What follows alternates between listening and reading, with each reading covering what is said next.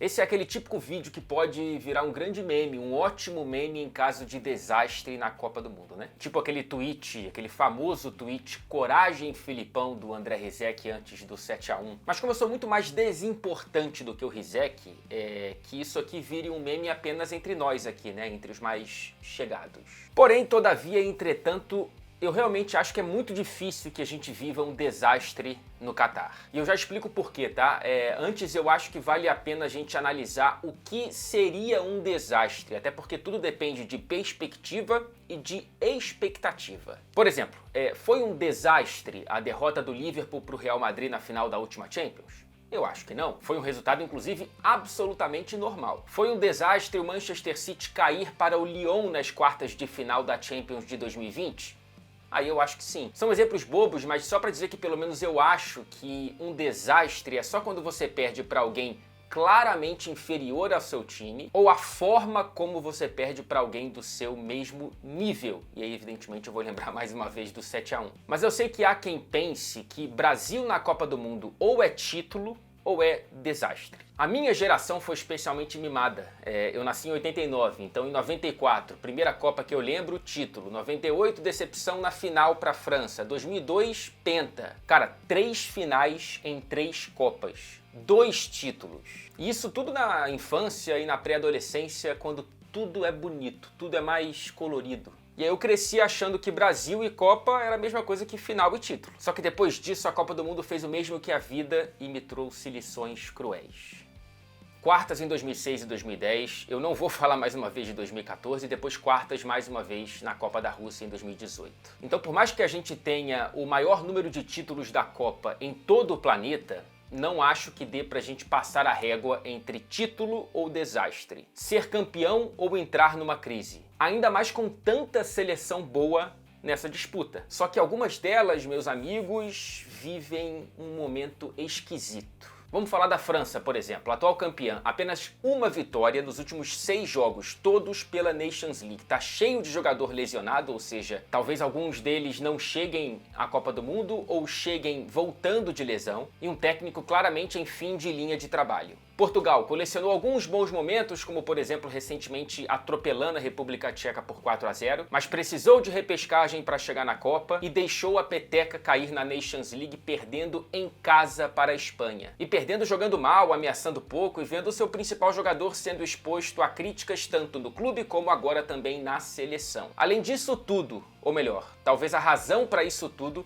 é que o Fernando Santos não dá mais. Tem contrato até 2024, é verdade, mas não é possível que siga no comando em caso de maus resultados na Copa. O mesmo dá pra dizer de Southgate na Inglaterra. Mais um treinador que parece desperdiçar uma ótima geração com um futebol exageradamente burocrático. Esse futebol que deu certo na Copa da Rússia, chegou nas semifinais e também na Eurocopa quando chegou na final, mas vive agora o pior momento desde o início do trabalho em 2016. Além do treinador, existem outros 2 símbolos pelo menos desse momento. Harry Maguire, banco no clube, porém titularíssimo na seleção, mesmo falhando seguidamente, inclusive 2 vezes contra a Alemanha no empate em 3-3. E Alexander-Arnold, um dos melhores laterais da geração, que vive um início de temporada aquém do próprio padrão, é verdade, mas que não justifica ele não ter ficado nem mesmo no banco de reservas na partida contra os alemães. Então a gente tem aí pelo menos 3, em teoria, candidatos, alguns mais favoritos do que outros, sentando no divã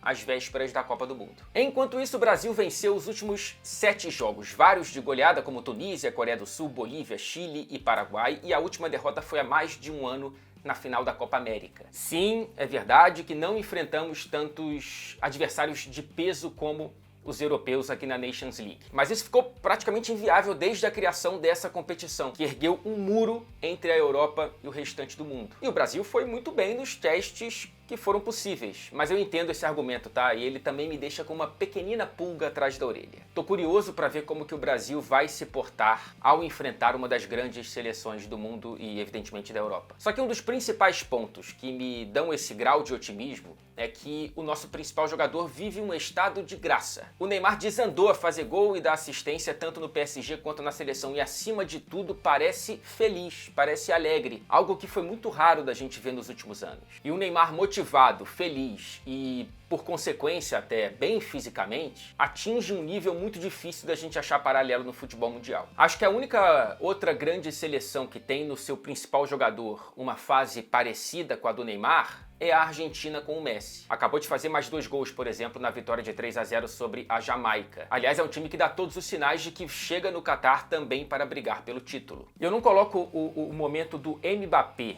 no mesmo patamar de Neymar e Messi, porque ele, sei lá, não me parece feliz. É uma sensação, tá? Talvez condicionada pelos problemas recentes que ele teve, por exemplo, com a questão dos patrocinadores na seleção francesa e também por conta do momento da França, da seleção da França em geral. Um momento diferente de Brasil e Argentina, por exemplo. Lembrando aqui que momento nesse momento não significa que será o momento no momento da Copa do Mundo. Mas enfim, estamos muito bem com o que deu pra gente analisar e, salvo uma hecatombe, também chegaremos muito bem na Copa. E é por isso que eu já começo a sentir saudades do Tite. Eu sei que no fim das contas todo o trabalho dele vai ser julgado pelo que acontecer, pelo resultado final no Catar. E eu entendo isso, tá? Eu não discordo, mas eu acho que ele soube aproveitar muito bem o material humano que ele teve nas mãos durante todo esse trabalho de 6 anos. Ele pega um time que caiu precocemente na Copa América em 2016, passa por uma eliminação nos detalhes para a Bélgica em 2018 e agora chega como uma das candidatas ao título da Copa do Mundo.